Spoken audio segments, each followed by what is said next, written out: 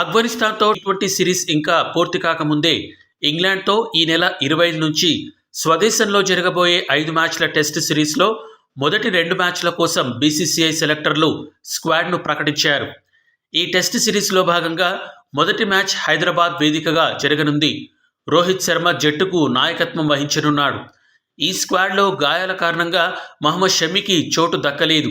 ఇషాన్ కిషన్పై బీసీసీఐకి ఎందుకు కోపం వచ్చింది?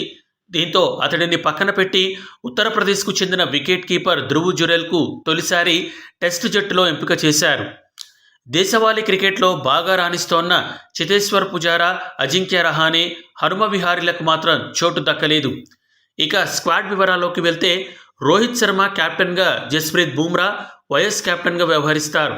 స్పెషలిస్ట్ బ్యాట్స్మెన్గా శుభమన్ గిల్, యశస్వి జైస్వాల్, విరాట్ కోహ్లీ, శ్రేయస్ అయ్యర్లు ఎంపికయ్యారు. వికెట్ కీపర్లుగా కేఎల్ రాహుల్, కేఎస్ భరత్, ధ్రువ్ జురెల్లు చోటు దక్కించుకున్నారు. తెలుగు ఆటగాడు కేఎస్ భరత్కు ఇప్పటికే చాలా అవకాశాలను ఇచ్చినా తనను తాను నిరూపించుకోలేకపోయాడు. ఈ సిరీస్లో అయినా సత్తా చాటుతాడేమో చూడాలి.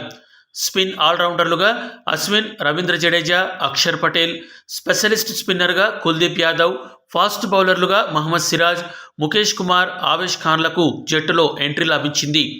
3 వికెట్ కీపర్లు, 3 ఓపెనర్లు తీసుకునే బదులు ధ్రువ్ జురెల్, జైస్వాల్ను పక్కన పెట్టి ఆ స్థానంలో టెస్ట్ మ్యాచ్కి జీవితాన్ని అంకితం చేసిన హనుమ విహారీ, పుజారా, రహానేలకు అవకాశం ఇచ్చి ఉంటే బాగుండేది అనే అభిప్రాయం వ్యక్తమవుతోంది.